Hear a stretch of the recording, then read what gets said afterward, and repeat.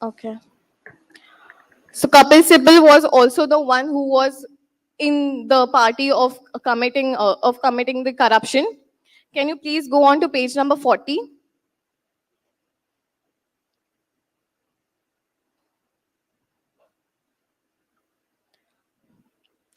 उनका कलिको पुल का ये कहना था कि वो कपिल सिब्बल को 2-3 बार मिल चुके हैं, उनके बंगलों में भी जा चुके हैं, उनके बंगलों उनका अपॉइंटमेंट लेने के लिए सिर्फ एडवांस उन्होंने 4 करोड़ रुपए दिए थे और उसके बाद उन्होंने 9 करोड़ रुपए मांगे थे उनसे मिलने के लिए, उनसे बात करने के लिए, उनके केस के रिलेटेड सारी मीटिंग्स होने के लिए।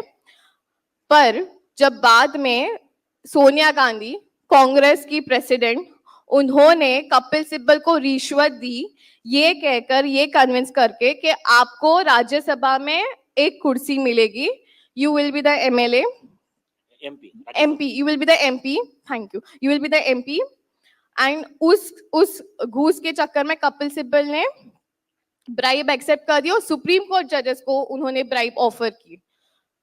So if you read 15.26, he's saying that लेकिन मैंने उनकी एक नहीं सुनी और ना ही पैसे देने के लिए राजी हुआ। He was so honest and in so bad condition, bad mental health that he committed suicide. Can you scroll down to 15.27? आज 25 जुलाई तक जस्टिस कहर की तरफ से राम अवतार शर्मा मुझसे संपर्क कर सुप्रीम कोर्ट का फैसला बदलने की बात कर रहे हैं। इस पर कब और कैसे पिटीशन डालना है, इसका काम भी उन्होंने खुद ही पर लिया है। इसके लिए उन्होंने मुझसे 31 करोड़ रुपए मांगे हैं। So now if you can see, after the judgment passed, जब जजमेंट पास हो चुका और कलिको पुल को विजय नहीं मिली, तब जस्टिस कहर ने उन्हें ये ऑफर दिया कि आप और एक पिटीशन डालिए, आप डालिए भी मत, मैं डालता हूं, आप सिर्फ मुझे पैसे दे दीजिए। रिव्यू पिटीशन डालिए, मतलब मेरा ही वकील है, हमारा रेडी है, आप मेरे कोर्ट में लगा देना, इतने पैसे दे देना, मैं मेरा खुद का जजमेंट चेंज कर दूंगा। ये सुप्रीम कोर्ट का जज ऑफर दे रहा है एक चीफ मिनिस्टर को, तो कॉमन मैन के विचार होंगे क्या हाल हो रहे होंगे? क्यों कॉमन मैन की पिटीशन ली नहीं जाती? क्यों सुशांत सिंह राजपूत का सो मोटो पिटीशन नहीं लिया गया?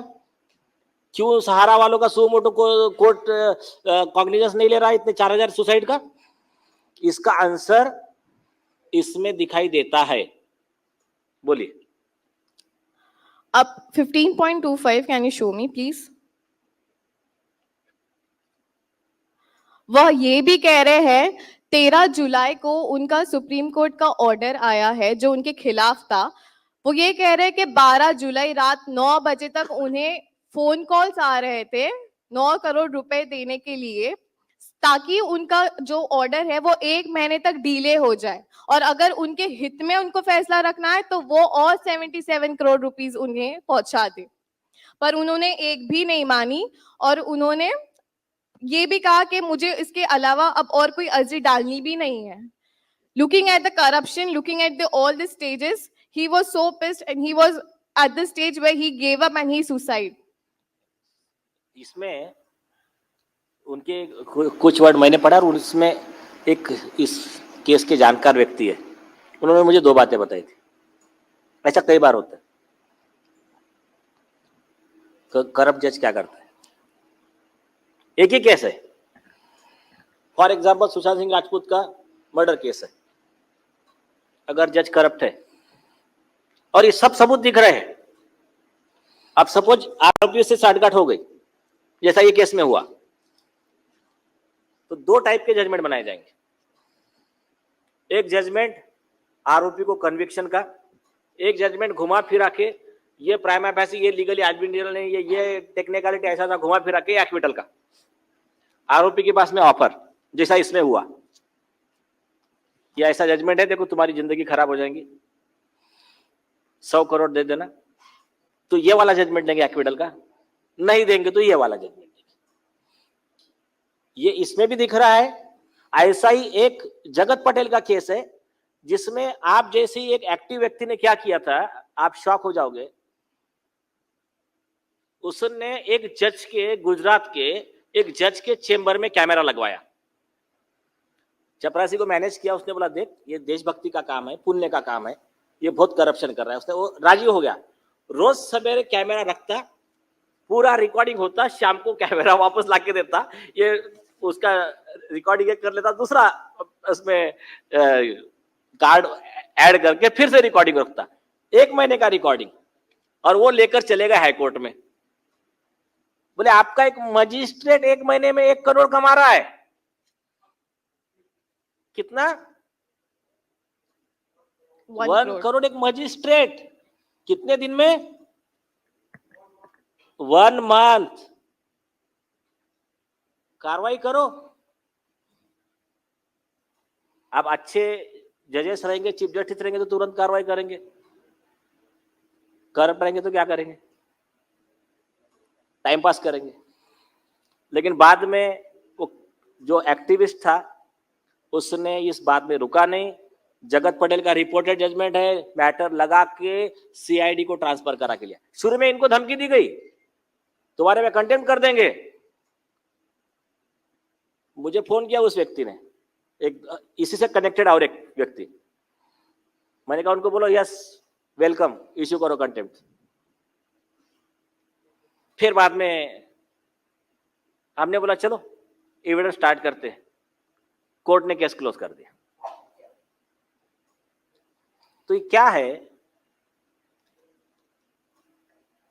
आप एक मुझे इतना बताइए, सारे देश की जनता से मेरा एक सवाल है। मैं चीफ जस्टिस ऑफ इंडिया की पोस्ट पे बैठा हूं या फिर ये जनता की अदालत के जज की पोस्ट पे बैठा हूं, मेरे पास कोई व्यक्ति आता है और आरोप करता है कि आपके अदालत का एक व्यक्ति है, उसने मुझसे XYZ लाख रुपए लिए हैं, मेरा क्या रिएक्शन रहेगा? और वो मुझे सबूत दे रहा है, क्या करेगा? एक ईमानदार आदमी क्या करेगा? करप्शन है, यहां तो सुसाइड हुआ है, बोलेगा पुलिस इन्वेस्टिगेट कर लो। इस केस में क्या हुआ पता है आपको? ये केस में क्या हुआ पता है क्या? सुसाइड कब हुआ? सर 9 अगस्त को, 8 अगस्त की रात को हुआ, पर फाउंडेड 9 अगस्त ईयर 2016। सुना आपने? 2016 में चीफ मिनिस्टर सुसाइड करता है। जजेस का, वकीलों का करप्शन का पूरा चिट्ठा लिखकर आज तक एफआईआर नहीं है। अभी एक लेटेस्ट जजमेंट आया कैलाश राज का, उसमें स्पष्ट लिखा, यूएस के एक ऑथर को कोट करके, कि जहां पर कानून भ्रष्टाचारियों को सजा दिलवाने के बजाय उनको बचाने में लग जाता है तो उस देश की बर्बादी निश्चित है। खुद कर्नाटक हाईकोर्ट ने कोट किया अपने जजमेंट में एंटी करप्शन के केस में। तो अभी मुझे इतना बताइए, जिम्मेदारी किसकी है? सरकार की है, सीबीआई की है? आज तक इस केस में एफआईआर नहीं हुआ है। और ये केस की एक खासियत और थी, इसमें चीफ जस्टिस ऑफ इंडिया, राष्ट्रपति प्रणब मुखर्जी, कांग्रेस अध्यक्ष Sonia Gandhi, senior most advocate Kapil Sibal, दूसरे चीफ जस्टिस ऑफ इंडिया जो बने दीपक मिश्रा, बाद में अदर चीफ जस्टिस शायद अल्तमश कबीर, फिर HL दत्तू, इतने चीफ जस्टिस ऑफ इंडिया आरोपी है एक केस में। तो अगर इसके खिलाफ हम लोग आवाज नहीं उठाएंगे, हमको प्रॉब्लम क्या जा रहा है? क्यों महंगाई बढ़ रही है इतनी? सारा इनका करप्शन का पैसा सब ये ले लेके कोई बाहर जा रहा है, विदेशों में जा रहा है, और कॉमन मैन ऐसा ही मरता जा रहा है। कॉमन मैन जो उसका बेसिक हक है, उसके न्याय के लिए उसको झगड़ा करना पड़ रहा है, ये जनता की अदालत बैठाना पड़ रहा है। माननीय राष्ट्रपति जी मुर्मू जी ने कहा ना, जरूरत क्या है आम आदमी को?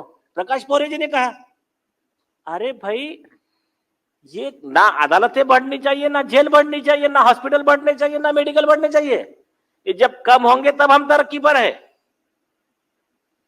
तो अभी देखिए इस केस का और एक पहलू है, कॉमन मैन को कैसा डराया जाता है। जज के खिलाफ बोलने का नहीं, नहीं, क्योंकि कॉमन मैन को बेचारे को लॉ नहीं पता, बोलेंगे तो कंटेम्प्ट ऑफ कोर्ट हो जाएगा। कंटेम्प्ट ऑफ कोर्ट वगैरह सच बोलने में नहीं होता, उसका मैं आगे बताता हूं, लेकिन आपको एक किस्सा बताता हूं। इस देश का सबसे बड़ा दुर्भाग्य यह था, सुप्रीम कोर्ट के कुछ जजेस ने 2006 तक, आपको पता है क्या कोर्ट में क्या बोलना होता है? सच की झूठ? सच बोलना होता है ना। तो सच बोलना होता है, तो एक कुछ डिसऑनेस्ट जजेस ने क्या कानून बनाया था पता है? सच बोलना कंटेम्प्ट में परमिशन, जस्टिफिकेशन, डिफेंस नहीं है। हंसोगे आप। और ये कब तक चला ये दुकानदारी उनका?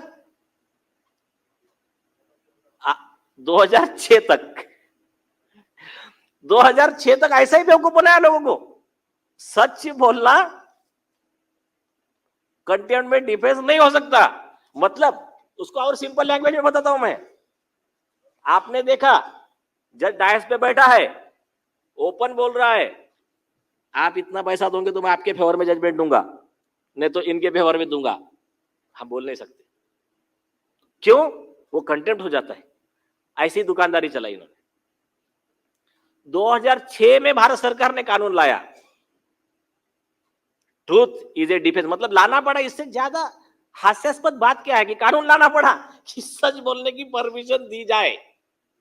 एक वकील ने सुप्रीम कोर्ट में आर्गुमेंट करते हुए बोला था, तुम्हारे वहां पर लिखा है सत्यमेव जयते, और आप कह रहे हैं कि सत्य डिफेंस ही नहीं है, ट्रूथ। दूसरा किस्सा, इस देश के एक्टिविस्ट और senior most advocate Prashant Bhushan, सब लोग जानते होंगे। प्रशांत भूषण जी ने तहलका में इंटरव्यू दिया। 16 चीफ जस्टिस ऑफ इंडिया होकर गए आज तक, उसमें के 8 करप्ट थे। तहलका में छप के आ गया। इनके खिलाफ कंटेम्प्ट लगा दिया एडवोकेट हरीश साल्वे ने। एमएकस क्यूरी वर्सेस प्रशांत भूषण का केस रजिस्टर हो गया। 2009 में इनको नोटिस इशू हो गया। प्रशांत भूषण जी और उनके जो पिताजी थे शांति भूषण, बहुत बड़ा योगदान है उनका इस लड़ाई में सत्य के, कि उन्होंने कोर्ट में आके एफिडेविट दिया। बोला इन्होंने जो कहा है, उन्होंने इंटरव्यू में कहा, मैं एफिडेविट पे कह रहा हूं आपके 16 चीफ जस्टिस ऑफ इंडिया भ्रष्ट थे, मुझे भी इसमें आरोपी रिस्पोंडेंट बनाओ, चलो। सुप्रीम कोर्ट नहीं नहीं, आप बहुत सीनियर हो, आप मत आओ इसमें, कोई बात नहीं।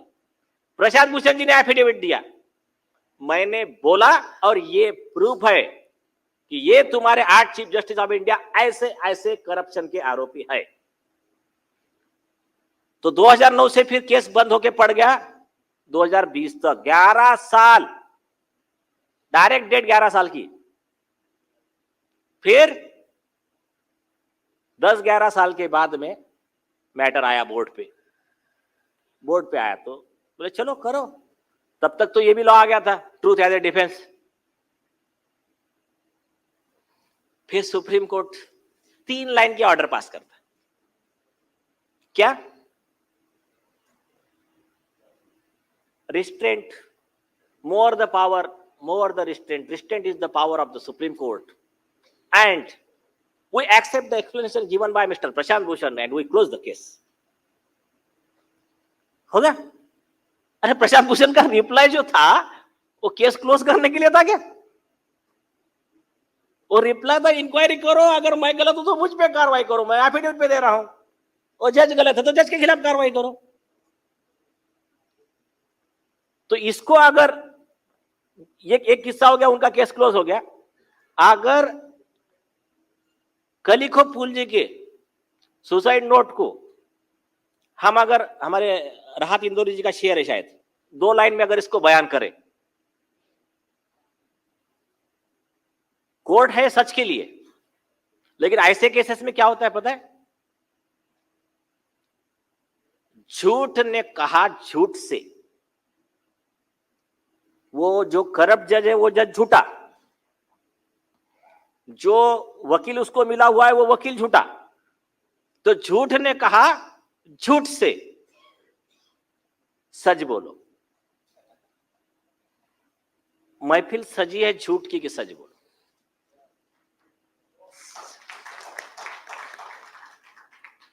सरकारी फरमान हुआ है कि सच बोलो। तो ये इस तरह का लोगों को बेवकूफ बनाने का जो बिजनेस चलता है, इसके खिलाफ जनता ने जागरूक होने की जरूरत है। और आपको मैं 3-4 चीजें क्लियर करता हूं। अगर जज गलत है तो उसके गलती सच के साथ बोलना। हाँ, लैंग्वेज आप जिसको बोल सकते हैं अनपार्लियामेंट्री मत यूज कीजिए, गालियां मत दीजिए। उसके खिलाफ में केस दायर करना, उसके फ्रॉड को एक्सपोज करना, ये इस देश के हर नागरिक का कर्तव्य है।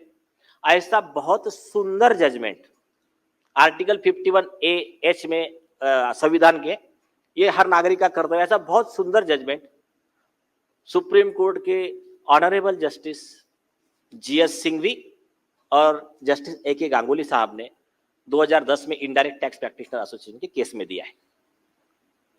ऐसा ही और एक सुंदर जजमेंट, बहुत ही लैंडमार्क जजमेंट,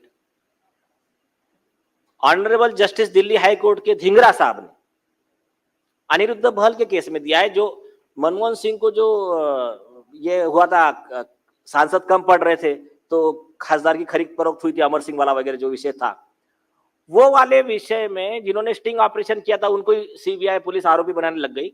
उस केस में इन्होंने वो जजमेंट दिया। उन्होंने कहा न्यायपालिका, कार्यपालिका और लेजिस्लेचर, एग्जीक्यूटिव, जुडिशरी, ये तीनों हमको निष्पक्ष और ईमानदार पाना, ये हर नागरिक का अधिकार है। संविधान में हमको अधिकार है, हमारा जो भी एम्प्लॉय रहेगा वो ईमानदार ही रहेगा, निष्पक्ष ही रहेगा।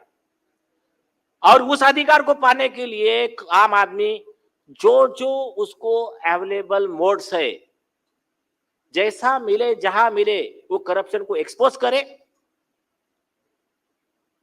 और उसके लिए स्टिंग ऑपरेशन भी करता है तो कोई गलत नहीं है, करे स्टिंग ऑपरेशन।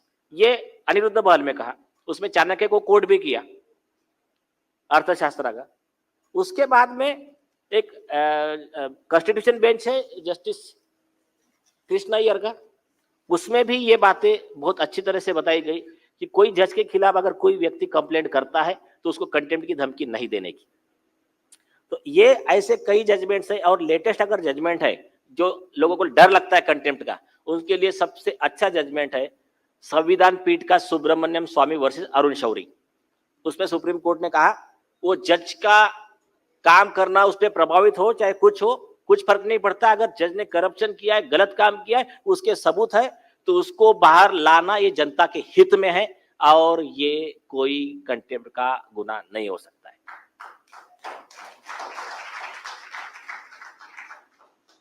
तो अब आते हैं मुद्दे पे। कलिखो पुल के केस में ब्रदर जज को बचाने का प्रयास कई जजेस ने किया। चलो हम मान के चलते हैं कि हमारे अभी के चीफ जस्टिस ऑफ इंडिया ईमानदार है, हमारा कोई पूर्वाग्रह नहीं है। उनके खिलाफ रशीद खान पठान ने जो 21 चार्जेस लगाए वो लगाए, उसको थोड़ी देर के लिए बाजू में रखते हैं। हम ऐसा मान के चलते कि आप बहुत ईमानदार हो, आप ऐसे नहीं हो पार्शियल। तो ये देश की जनता अपने चीफ एम्प्लॉय जज ऑफ इंडिया, मतलब चीफ जस्टिस ऑफ इंडिया से ये जानना चाहती है कि ये केस में आप इन्वेस्टिगेशन का ऑर्डर कर दीजिए, आपके ईमानदारी का सबूत दे दीजिए।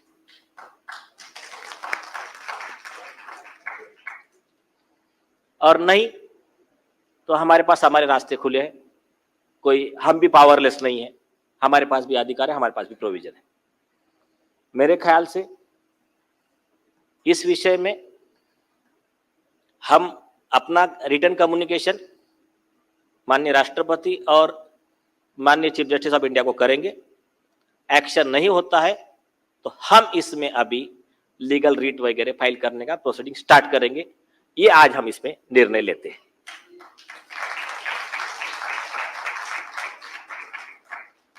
सहारा के केस में टाइम लाइन ऑफ एक्शन मैंने तय कर दिया है। आप लोगों के पास जो भी आप इनको दे दीजिए और आप फॉलोअप लीजिए। इनका जो प्लीडिंग बनेगा उसमें कुछ गलत है, करेक्शन आप करवा लीजिए। ये अपना सरकारी अदालत नहीं है, कुछ गलत हो गया करेक्शन कर लीजिए।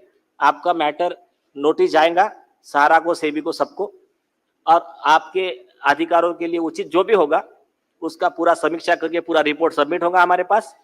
ताल कटोरा स्टेडियम में जितने लोग आना चाहते हैं, शायद कैपेसिटी कितना है ताल कटोरा का? 25,000। हाँ, तो 25,000 से ज्यादा मत लाइए आप। लास्ट टाइम 1 लाख लाए थे कुछ, तो 25,000 लोगों का लिमिट है। फर्स्ट कम फर्स्ट सर्व, तो उस बेस पे आप आशुतोष जी आपको एक व्यक्ति असाइन करके देंगे। तो मेरे हिसाब से आज की अदालत की कार्रवाई यहाँ खत्म की जाए। और एक संगठन का जो गीत था, ये हमारे मदन दुबे जी है। कहाँ है मदन दुबे जी? ये जो हमारा संगठन है, इसका जो बेस है, फाउंडेशन है कि मिटाने जमाने के कुछ गम उठे हैं। जो शोषित है उनके लिए हम उठे, हम अमीरों के लिए नहीं है। उनके पास पैसा है, वकील लगा लेंगे। हम उन कॉमन मैन के लिए है और हम हर मामला नहीं उठाएंगे। हमारे पास मैन पावर की भी कमी है और दूसरी चीज लार्जर पब्लिक इंटरेस्ट के ही मामले हम लोग लेते हैं। तो हमारा जो गीत है वो गीत खुद मदन दुबे जी ने गाया है, आप प्लीज सुन लीजिए उसको। उसके पहले मैं जनता की महाअदालत का शुक्रिया अदा करता हूं, जनता की तरफ से जो तीनों केस में इन्होंने फैसले सुनाए हैं, उसके लिए हम हमेशा के लिए इनके शुक्रगुजार रहेंगे। Thank you for giving the judgement. हमारा कर्तव्य था। We are much obliged to the honourable जज ऑफ जनता की अदालत। Thank you very much sir. यह हमारा कर्तव्य है, हमारा ड्यूटी है। हमने किसी पे कोई एहसान नहीं किया। और बल्कि मेरा तबीयत ठीक नहीं है, लेकिन इतने मैसेजेस और इतना ये था, लोगों ने कहा कि सर प्लीज सुशांत सिंह का मैटर हो और सहारा का मैटर हो। लोग बेचारे बहुत आस लगाकर बैठे, इसलिए मैं दवाई लेकर वगैरह आकर बैठा हूं। मैंने कहा इसको आज एक बहुत 1 माइलस्टोन आगे जाते हैं। एक क्लैप हो जाए इस चीज के लिए। और एक जरा जोर से क्लैप। यस। संजय भाई को 2 शब्द बोलो। आप कुछ बोलना चाहते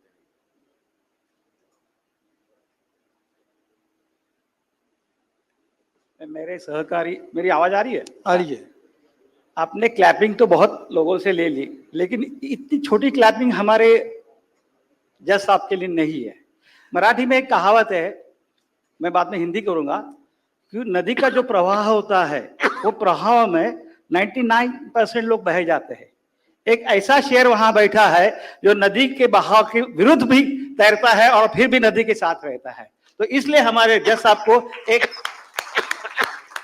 और उनके टीम को भी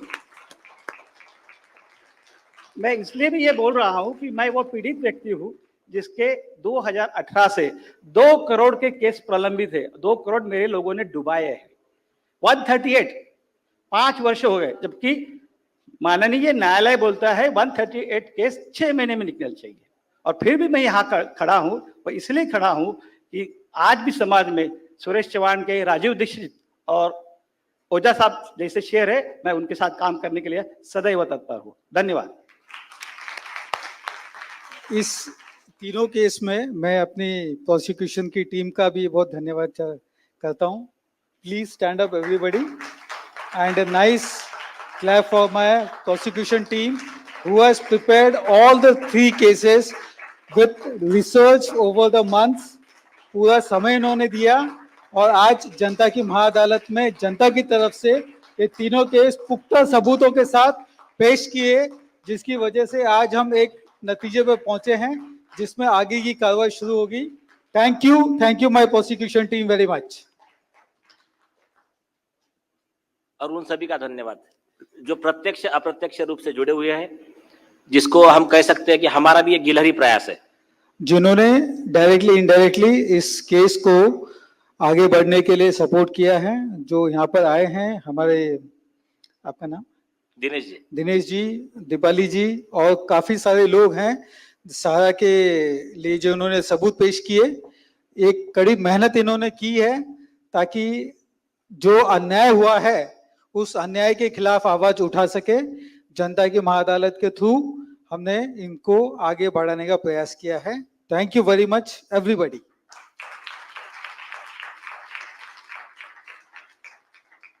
ठीक है, सॉन्ग लगाइए। मदन जी, एक मिनट, आपको कुछ कहना था मैडम? 2 मिनट ना ओनली।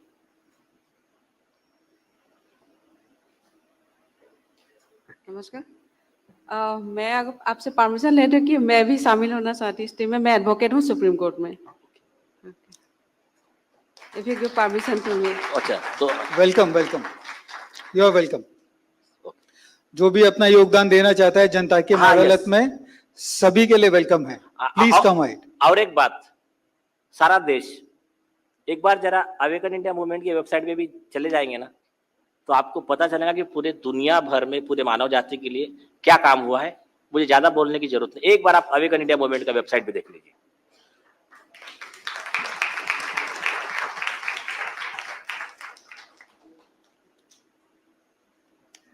संगठन का सॉन्ग अभी आने वाला है, वो सुनेंगे, लेकिन आप बोलना चाहते हैं कुछ? 1 मिनट। 1 मिनट।